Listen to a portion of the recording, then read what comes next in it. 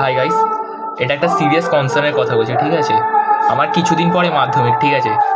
And এখানে almost অনেক students থাকে, পেশেন্টস থাকে এই এরিয়াটাতে, ঠিক আছে? মানে ভাই, যে মানে ইলেকশনের আগে যে প্রচার চলে ভাই, সেটার এখানে মারাত্মক চলছে ভাই। আর এখানে পুরো এরিয়াতে মাইক লাগিয়ে রেখেছে, ঠিক আছে? অ্যান্ড ভাই মাইকে যা আওয়াজ আছে শোনাচ্ছি তোমাকে, দাঁড়াও জাস্ট 2 মিনিট, আওয়াজটা ভাবো শুধু। আর এটা কিন্তু কমপ্লিটলি একটা রেসিডেন্সিয়াল এরিয়া, ঠিক আছে? সেটার পাশে এরকমভাবে করছে, মানে বুঝতে পারছো জিনিসটা? এটা কোনো পার্টিকুলারলি পার্টির জন্য, এটা লাস্ট এই কয়েকদিন আগে টিএমসির হয়েছে, এটাই আজকের বিজেপির চলছে ভাই।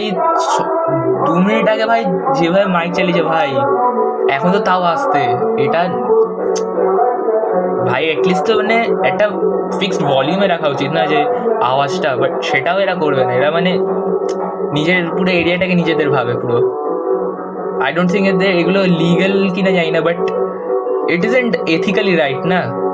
তো এগুলো না লুক আউট করা উচিত গভর্নমেন্টের, যে মানে পাবলিক্সের মানে ওদের মানে যে প্রচারের জন্য পাবলিক্সের যাতে প্রবলেম না হয়। মানে এটা ভাই কী করে পড়াতে কেউ ফোকাস করবে? লিটারালি এখন দেখো পড়ছিলাম, ঠিক আছে? দাঁড়াও, দেখো এখন পড়ছিলাম, ঠিক আছে ভাই, পড়া যাচ্ছে না আর যারা পেশেন্ট তাদের তো আরোই অবস্থা খারাপ হবে।